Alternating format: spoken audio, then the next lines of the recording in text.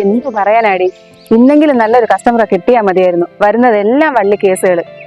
വേറൊന്നും വേണ്ട, ആ, പറയുന്ന കാശും തന്ന് ദേഹം നോവിക്കരുത്, അത്രേ ഉള്ളൂ.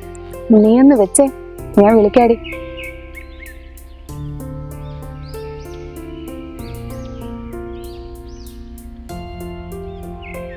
മാഷേ, ഒറ്റയ്ക്കാണോ? ഹലോ, ഞാൻ വേണേ കമ്പനി തരാം. മാഷേ, റൂമൊക്കെ ഇവിടെ അടുത്ത് തന്നെ ഉണ്ട്, പേടിക്കാനൊന്നുമില്ല.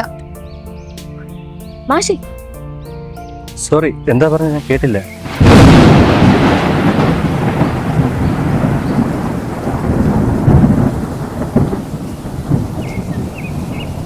സ്റ്റാലു, നീ ഇവിടെ? നിനക്കെന്നെ മനസ്സിലായല്ലേ?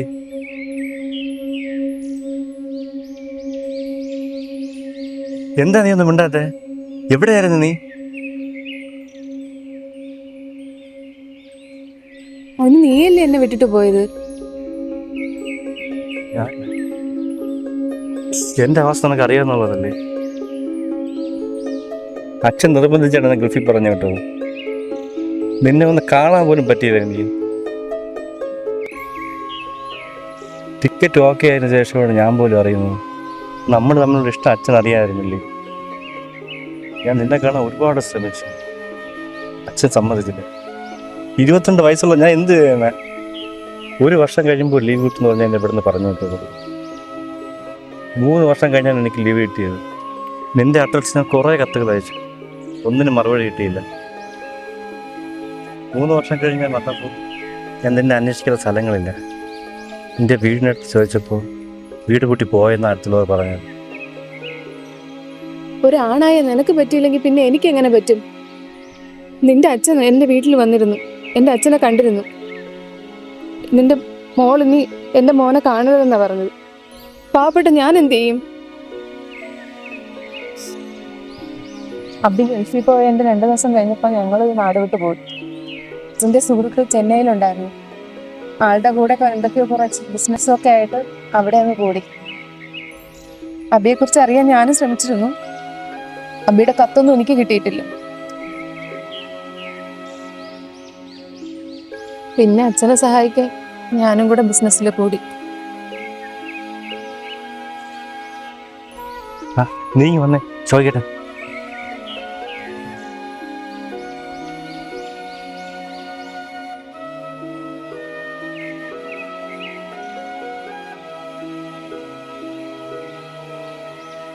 നിനക്ക് എന്തായാലും എന്നെ മനസ്സിലായല്ലോ, അതുകൊണ്ടാണല്ലോ നീ ഓടി എൻ്റെ അടുത്ത് വന്നത്. അതെ,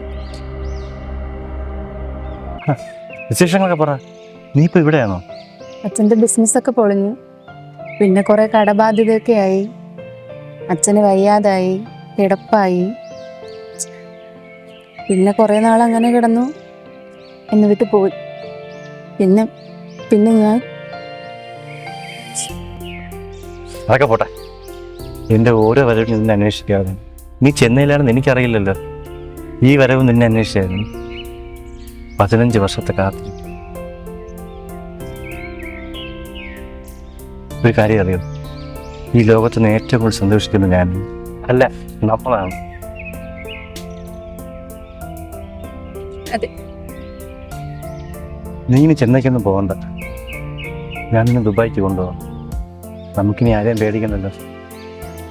മരണം വരെ നമുക്ക് ഒരുമിച്ച് ജീവിക്കാം, അല്ലേ?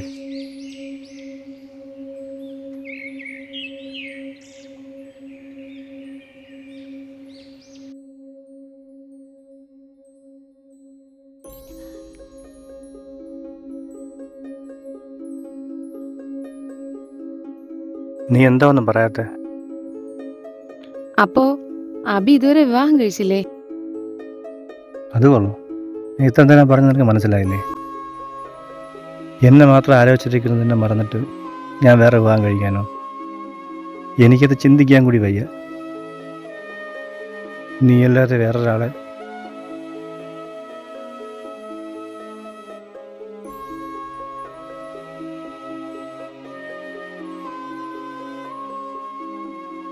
അബി, എൻ്റെ പ്രശ്നം നിന്റെ പ്രശ്നങ്ങളെല്ലാം നീ മറന്നേക്ക്. ഇത്രയും കാലം നീ എനിക്ക് വേണ്ടിയും ഞാൻ നിനക്ക് വേണ്ടിയും കാത്തിരുന്നില്ലേ? അത് മതി. നിന്റെ പ്രശ്നം എന്താ? കടങ്ങളല്ലേ? അതൊക്കെ ഞാൻ തീർക്കാം. അബി, ഞാൻ എന്താ ശാലി, എന്ത് പറ്റി? എന്തെങ്കിലും ബുദ്ധിമുട്ട്? ഇത്രയും കാലം നീ എന്നെ കാത്തിരിക്കുമെന്ന് ഞാൻ പ്രതീക്ഷിച്ചില്ല. അതുകൊണ്ട് 10 വർഷം മുന്നേ എൻ്റെ വിവാഹം കഴിഞ്ഞു.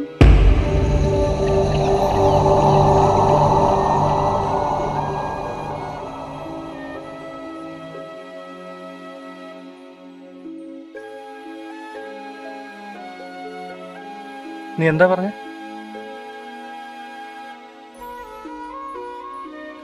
അതെ,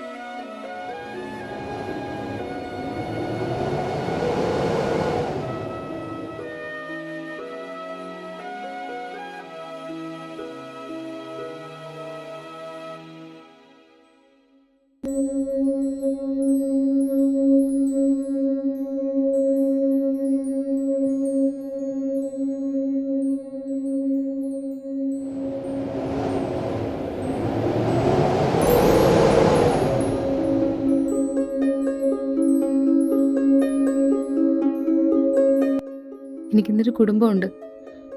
ഇത് മറന്നിട്ട് ഞാനെങ്ങനെയാ? നീ നല്ലവനാ. ഞാൻ എൻ്റെ ഭർത്താവ്